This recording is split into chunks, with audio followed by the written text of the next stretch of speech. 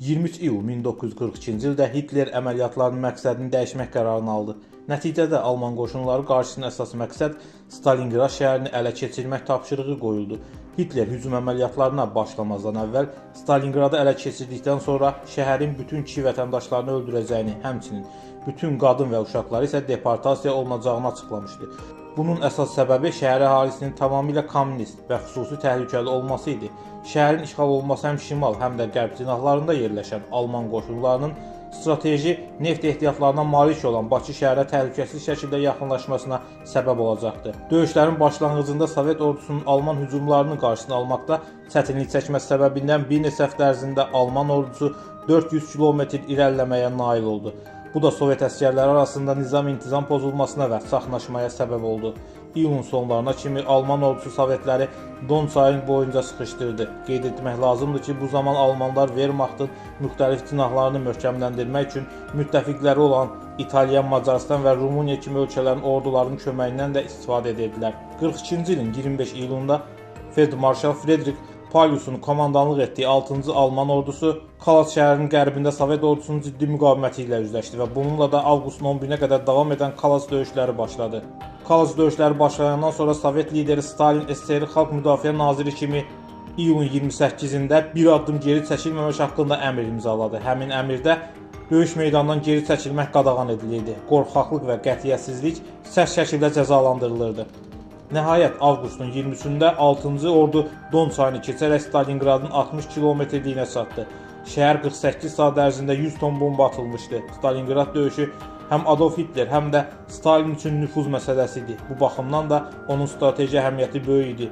Məhz buna görə də Sovet komandanlığı Qırmızı Ordunun Moskva, Aşağı Volqa və digər bölgələrdəki strateji ehtiyat qüvvələrini Stalingrada gətirir, SSR-nin bütün ərazisindəki aviasiya qüvvələri Stalingrad ərazisinə cəlb olunurdu.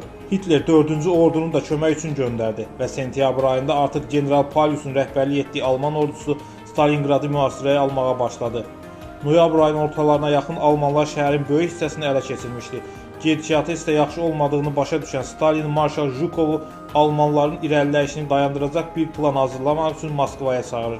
Həmçinin Moskva ətrafında olan 1,7 milyon Sovet əskərindən 1 milyonunu Stalingrada göndərilməsini əmr edir.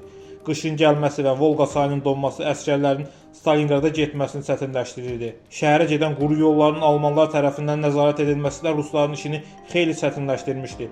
Jhukov təcili tədbir görməli idi. Almanlar şəhərin 90%-ni ələ keçirsələr də qışın gəlişi onlara xeyli çətinlik yaradırdı.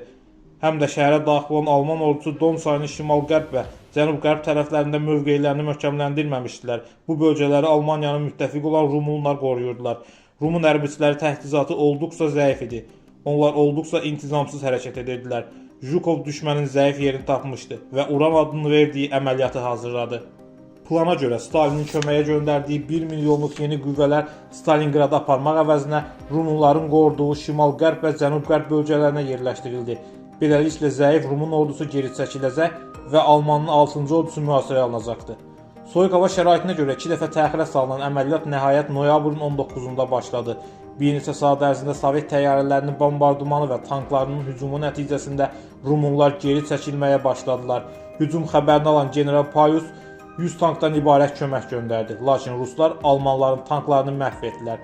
Noyabrın 22-si Sovet qüvvələri Don çayını keçərək Stalingrada doğru irəliləməyə başladı. Artıq 6-cı ordu mühasirəyə düşmüşdü.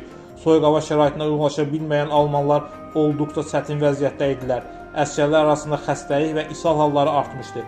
İshal şikayəti ilə ordunun həkimlərinə müraciət edən əsgərlərə verilən cavab bu idi: şalvarlarınızı yırtın. Hitler əvvəlcə hərbi təyyarələrlə 6-cı orduya dəstək olmağı planlaşdırırdı. Lakin qarlı hava şəraitində bunu etmək mümkün olmur. Ümid qalır yalnız quru yolu ilə yeni qüvvələrlə hücum edib 6-cı ordunu mühasirədən çıxarmağa.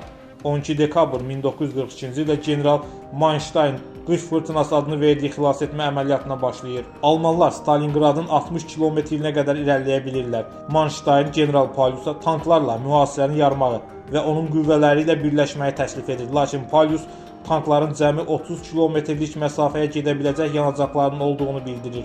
Manstein 4 gün boyunca Rus mühasirəsini yarmağa cəhd göstərsə də buna nail ola bilmir və mövqelərini möhkəmləndirmək üçün hücumu dayandırır. Bu arada köməyə gələn 90 minlik Sovet ordusu Manştayn qüvvələrini geri çəkilməyə və əməliyyatı dayandırmağa məcbur edir. Ruslar general Pauliusa təslim olmağı təklif edirlər.